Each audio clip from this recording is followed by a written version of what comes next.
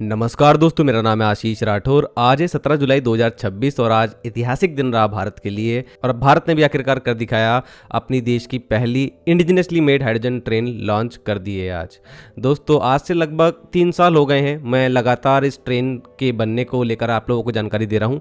Technical जानकारी भी मैंने सारी दी है, क्या इसके पीछे साइंस है, कैसे ये ट्रेन बनती रही, और लगातार मैं आप लोगों को जानकारी देता रहा। और आरडीएस और आईसीएफ के जो इंजीनियर्स हैं, टीम्स हैं, उनको सभी को बहुत बहुत ज़्यादा बधाई कि उन्होंने इस तरीके की एक स्ट्रॉन्गेस्ट हाइड्रोजन ट्रेन बनाई और दुनिया की सबसे ज़्यादा लॉन्गेस्ट हाइड्रोजन ट्रेन भी इसे कह सकते हैं।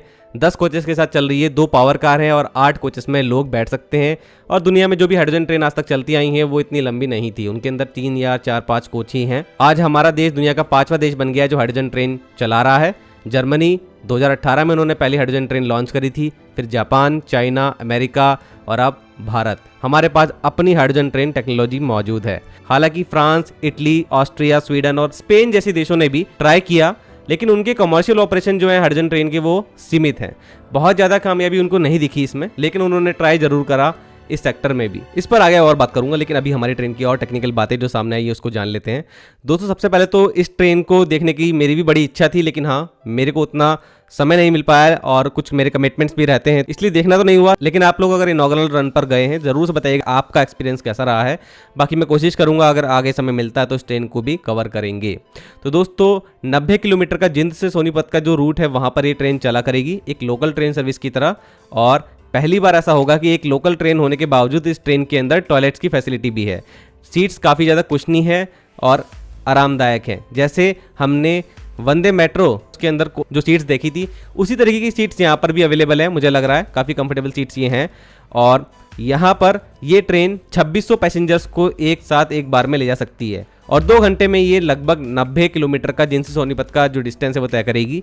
अभी इस ट्रेन को 75 kmph की स्पीड से ही चलाया जाएगा। हालांकि मैक्सिमम स्पीड इसकी 110 kmph है और ये दुनिया की लॉन्गेस्ट हाइड्रोजन ट्रेन होने के साथ में इतनी फास्ट भी है। ये एक बहुत इंपॉर्टेंट बात है। मतलब एक पूरी तरीके से ग्रीन टेक्नोलॉजी के ऊपर चलने वाली ट्रेन यहाँ पर इतनी स्पीड अचीव कर रही है। और बाय प्रोडक्ट इसमें सिर्फ वाटर वेपर है और कुछ नहीं, ना धुआं निकलता है और ना ही हानिकारक गैसेस। तो दोस्तों, मैंने जो अंदाज़ा लगाया था ट्रेन की टोटल आउटपुट पावर क्या होगी, वो 100% सही निकला है। और 3200 हॉर्स पावर जो है इस ट्रेन की है और ये इसलिए सबसे ज़्यादा स्ट्रॉन्गेस्ट ट्रेन भी है वर्ल्ड में इस तरीके की श्रेणी में। और 2400 किलोवाट की ये ट्रेन है। 3200 HP इसका पावर आउटपुट हो जाता है HP में। साथ में ही इसके अंदर बैटरी पैक भी लगा हुआ है और फ्यूल सेल भी लगा हुआ है हाइड्रोजन का, जो कि H2O को सीधा इलेक्ट्रिसिटी में बदलता है। और यहाँ पर जो इलेक्ट्रिसिटी मिलती है वो सीधा बैटरी पैक को चार्ज भी करती है और हमारी ट्रैक्शन मोटर्स को भी चलाती है। तो इस तरीके के काम के लिए जो हाइब्रिड ऑपरेशन ये हो रहा है, मतलब बैटरी पैक और फ्यूल सेल आपस में काम भी करेंगे बाद में एक साथ मिलके, तो उसके लिए जो यहाँ पर पावर कन्वर्टर्स यूज़ हो रहे हैं, सोचिए आप, उसको भी यहाँ पर डेवलप भारत में किया गया है। तो कितनी अच्छी टेक्नोलॉजी हमने अब डेवलप कर ली है अपने ही देश में।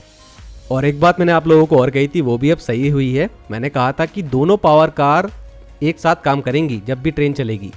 अब अगर एक डायरेक्शन में, चूंकि एक पावर कार है उसकी डायरेक्शन में ट्रेन चल रही है, तो ऐसा नहीं है कि पीछे वाली जो पावर कार है वो बंद रहेगी, उस समय वो भी काम करेगी। और ये अंदाज़ा मैंने ऐसे ही लगाया था क्योंकि इसके अंदर जो फ्यूल सेल है उनको बांटा गया है, जो लगभग 1600 किलोवाट की फ्यूल सेल टोटल पावर के लगे हुए हैं इस ट्रेन के अंदर। तो यहाँ पर जो एक पावर कार है उसमें भी फ्यूल सेल मौजूद है, दूसरी पावर कार है उसमें भी फ्यूल सेल मौजूद है। ऐसे ही बैटरी पैक है। बैटरी पैक जो है उसका हाफ पावर का battery pack first power car में भी है और सेकंड पावर कार में भी है। तो टोटल जो है वो 2400 किलोवाट का है। 1600 किलोवाट के फ्यूल सेल है, मतलब हो सकता है कि 800 किलोवाट का एक पावर कार में है और 800 किलोवाट का दूसरी पावर कार में है। और 800 किलोवाट की बैटरी पैक है, मतलब 400 किलोवाट का बैटरी पैक हमारा जो एक पावर कार में हो सकता है, दूसरी पावर कार में भी 400 किलोवाट का हो सकता है। इस तरीके से अरेंजमेंट हो सकते हैं। बाकी यहाँ पर पुश पुल मोड में जो है ये काम करने वाली है, ऐसा कल जानकारी मिली है। तो यही मतलब निकल के आया, मतलब दोनों पावर कार चालू रहेंगी। अगर फॉरवर्ड डायरेक्शन में चल रहा है तो पीछे वाली भी फॉरवर्ड डायरेक्शन में ही पावर कार फोर्स लगाएगी। साथ में ही बहुत क्रिटिकल ऑपरेशन है हाइड्रोजन को अगर ऐसा फ्यूल यूज करना है, क्योंकि बहुत ज्यादा फ्लेमेबल गैस ये होती है, आप लोग जानते ही हैं। इसलिए सेफ्टी के तौर पर यहाँ पर मल्टी लेयर सेफ्टी सिस्टम लगाया गया है। डिटेक्शन सेंसर्स काफी ज्यादा लगाए गए हैं। ऑटो शटडाउन की फैसिलिटी है, मतलब इस तरीके से सर्किटरी डिजाइन की गई है ऑटो शटडाउन हो जाएगा पूरा का पूरा ट्रेन का सिस्टम अगर थोड़ा सा भी माइनर लीकेज डिटेक्ट होता है सेंसर्स को। और साथ में ही जब कोई पैरामीटर तय किया गया है गैस का, अगर उसमें भी अप या डाउन होता है हमारे पैरामीटर जो सेफ्टी के हैं उससे ऊपर या नीचे, तब भी ये पूरा सिस्टम शटडाउन हो जाया करेगा। तो ये सेफ्टीज जो है प्रोवाइड की गई है। और इसके साथ में ही ट्रेन का जो रिफिलिंग स्टेशन है जिंद में बनाया गया है और देश का पहला हाइड्रोजन रिफिलिंग स्टेशन है भारतीय रेलवे के लिए। यहाँ पर भी फायर सेफ्टी अलार्म जो है मौजूद है, वाटर स्प्रे सिस्टम मौजूद है, कोई भी अगर आग लगने का खतरा होता है तो कहीं ना कहीं हर एक चीज पर काम हुआ है। हम लोग कुछ ना कुछ सीखे ही हैं इस पूरे ही प्रोजेक्ट से, जो कि हाइड्रोजन ट्रेन चलाने का प्रोजेक्ट था। अगर इस ट्रेन में एक बार हाइड्रोजन फिल कर दी जाती है 100%, उसके बाद ये ट्रेन 400 किलोमीटर तक चल सकती है। ये अच्छी रेंज है, मतलब 90 किलोमीटर अगर इसे चलना है तो ये 4 बार जिंद से सोनीपत के बीच में आराम से चल जाएगी एक ही बार हाइड्रोजन फिल करने के बाद। तो हाइड्रोजन रिफिलिंग की भी ज़्यादा ज़रूरत नहीं है, इतना अच्छा यहाँ पर हमने टेक्नोलॉजी जो है वो भारत में ही अचीव कर ली है। TUSUD जो एक बड़ी सेफ्टी ऑडिट फर्म है, इसके द्वारा यहाँ पर हमारी ट्रेन जो है, इसके द्वारा हमारी ट्रेन सर्टिफाइड है। अब हमारी ट्रेन की जो सेफ्टी है उसको यहाँ पर पूरी तरीके से जांच लिया गया है और पूरी तरीके से ग्लोबल स्टैंडर्ड्स पर ही खड़ी उतरती है। तो हमारी हाइड्रोजन ट्रेन, जिसको आज से हम नमो ग्रीन रेल कह सकते हैं, यही इसका नाम रखा गया है। तो नमो ग्रीन रेल एक पूरी तरीके से कामयाब ट्रेन सर्विस हो, यही मैं आशा करता हूं। अब बात आती है दोस्तों उन लोगों की जो बहुत समय से, लगभग 3 साल से तो मैं ही वीडियो बना रहा हूं, तो काफी सारे कमेंट्स मुझे भी आते थे। मुझे समझ में नहीं आता लोगों को पता नहीं क्या बीमारी है, जब दुनिया के दूसरे देश जो अगर ट्राई करते हैं तो बहुत ज़्यादा वाहवाही उनके हमारे देश के ही ये कुछ चुनिंदा लोग करते हैं और हमारे देश की ही ट्रेनों की बुराई करते हैं। जब हम लोग अगर उस क्षेत्र में कुछ काम करने की कोशिश करते हैं तो हमें गालियाँ पड़ती हैं, और वही रेलवे को भी आज कुछ लोग दे रहे हैं और हमारी वीडियो के माध्यम से दे रहे हैं। हालांकि अब मेरे को उतने कमेंट नहीं आते, आज शायद जो नए नए व्लॉगर वीडियो बना रहे हैं हाइड्रोजन ट्रेन के ऊपर उनको शायद अभी आ रहे हैं, क्योंकि वो शायद हो सकता है कि उतना टेक्निकली चीज़ें नहीं समझा पा रहे हैं और थोड़ा सा वो हाइप भी ज़्यादा बना देते हैं, तो इसलिए हो सकता है कि उनको और ज़्यादा इस तरह के कमेंट आ रहे हैं। तो मैं बता दूं दोस्तों, प्रैक्टिकली सोचा जाए तो हाँ, कुछ देश कामयाब नहीं रहे हैं हाइड्रोजन ट्रेन को लेकर के, और बड़े व्यापक स्तर पर आप लोगों ने नहीं देखा होगा कि इसका ऑपरेशन हो रहा है किसी भी देश में। वो होगा भी नहीं, कोई देश नहीं करेगा, क्योंकि बहुत महंगा सिस्टम होता है और ये सिस्टम तभी काम आएगा जब बहुत ज़्यादा आपातकालीन स्थिति आ जाएगी कहीं पर। तो हर देश के पास ये टेक्नोलॉजी होनी चाहिए, इसलिए भी भारत ने ये बनाई है। इस एंगल से कोई सोचता ही नहीं है, और भारत ने ये कभी नहीं कहा है कि वो अपने सभी रेलवे नेटवर्क पर इस तरीके की ट्रेन लेके आने वाला है। भारत ने सिर्फ इस टेक्नोलॉजी को इंडिजिनसली डेवलप कर लिया है खुद के लिए। हो सकता है कि हमसे ये टेक्नोलॉजी कोई मांगे भी अगला देश, तो हमारे लिए तो बड़ा प्लस पॉइंट है ही। दूसरी बात, ये ट्रेन हेरिटेज रेलवेज जो हैं वहाँ पर चलाई जाएगी, ये पहले तय हुआ था। भारत ने कभी कहा ही नहीं कि वो मेन लाइन नेटवर्क पर चलाएगा, लेकिन टेस्टिंग हम मेन लाइन नेटवर्क पर ही कर रहे हैं, नॉर्दर्न रेलवे में जिंद से सोनीपत के बीच में। और ये बहुत अच्छी बात है कि हमने इसे कमर्शियल ऑपरेशन के तौर पर भी चूज़ कर लिया है, और हो सकता है कि भारत ऐसा पहला देश बन जाए कि जो कमर्शियली अच्छे से इस ट्रेन के ऑपरेशन को कर पाए, जैसा कि दूसरे देश शायद अभी तक नहीं कर पाए हैं बहुत बड़े स्तर पर। फिर भी हम लोग अगर ये कर पाएंगे तो हम लोगों को बहुत अच्छा डेटा मिलेगा, कैसे और ज़्यादा इंप्रूवमेंट कर सकते हैं सेक्टर में। और दूसरी बात कि अगर हमारे पास ये टेक्नोलॉजी है तो आज हम ये कह सकते हैं कि हमारे बहुत ही इंपॉर्टेंट एरिया जैसे बॉर्डर एरिया, अगर एक समय पर हम लोग बहुत ही ज़्यादा दुर्गम स्थान जो है जैसे स्पीति का स्थान है, लेह लद्दाख में अगर कभी रेलवे लेकर आएंगे तो छोटे छोटे नेटवर्क के लिए 100 किलोमीटर के लिए 50 किलोमीटर के लिए अगर हमको ट्रेन चलाना पड़े आर्मी के लिए, आर्मी की जो कैंप है वहाँ तक ले जाने के लिए, तो हम इस तरीके की टेक्नोलॉजी ला सकते हैं, क्योंकि हमने वहाँ ट्रैक ही बिछा दिया। वही बहुत बड़ी बात है। इलेक्ट्रिफिकेशन तो बहुत मुश्किल होता है, अगर इलेक्ट्रिफिकेशन करना भी हो तो टेरेन भी बिल्कुल अच्छी होनी चाहिए उस हिसाब से कि हम इलेक्ट्रिफिकेशन कर सकें। अगर वहाँ पर इलेक्ट्रिफिकेशन मुश्किल हो रहा है तो हाइड्रोजन ट्रेन बहुत आसान है। एक हमको स्टेशन बनाना है हाइड्रोजन का, और बस उसके बाद ये आराम से ट्रैक पर ट्रेन चला करेगी और हमारे देश की आर्मी के लिए एक बहुत इंपॉर्टेंट ट्रेन सर्विस बन जाएगी। तो टेक्नोलॉजी हमारे पास होना ज़रूरी थी, वो आ गई है। हमको किसी और देश की तरफ देखने की ज़रूरत नहीं है।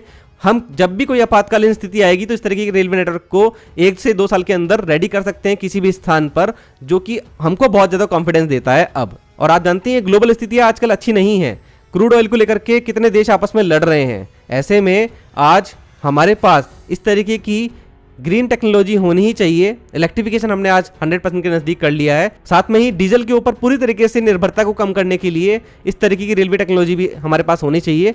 दुर्गम स्थान पर हम लोग इसको अपना सकते हैं, ये है मेन पॉइंट जो कि सबको समझना चाहिए।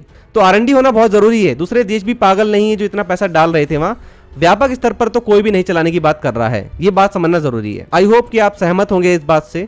चलिए दोस्तों, आज कुछ और नए काम भी हुए हैं, जैसे कि आज 75 अमृत भारत स्टेशन 20 स्टेट्स जो है भारत की वहां पर से बिलोंग करते हैं ये स्टेशन, वो लॉन्च हो गए हैं।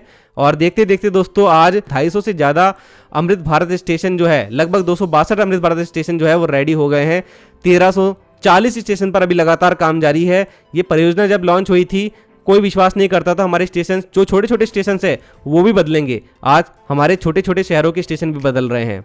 आज जैसे कि हर्रावाला, जो कि देहरादून के लिए एक नया स्टेशन बनने वाला है एक तरह से आने वाले समय में, तो वो भी आज देश को समर्पित कर दिया गया। शामली, जालंधर कैंट एक बहुत ही बड़ा स्टेशन आज लॉन्च हो गया, जैसलमेर का स्टेशन, तो ऐसे करीब 75 स्टेशन आज लॉन्च हुए हैं। इसके साथ में दोस्तों आज हरियाणा में कुरुक्षेत्र एलिवेटेड रेल ट्रैक को भी देश को समर्पित कर दिया गया है प्रधानमंत्री नरेंद्र मोदी जी ने। और 5.875 किलोमीटर का ये एलिवेटेड रेल ट्रैक जो है ये कुरुक्षेत्र नरवाना रेलवे लाइन पर है और ये एलिमिनेट करेगा 5 मैंड लेवल क्रॉसिंग, मतलब कुरुक्षेत्र में जो जाम लगता था भयंकर, वो यहाँ पर उससे अब निजात मिल जाएगी वहाँ के लोगों को।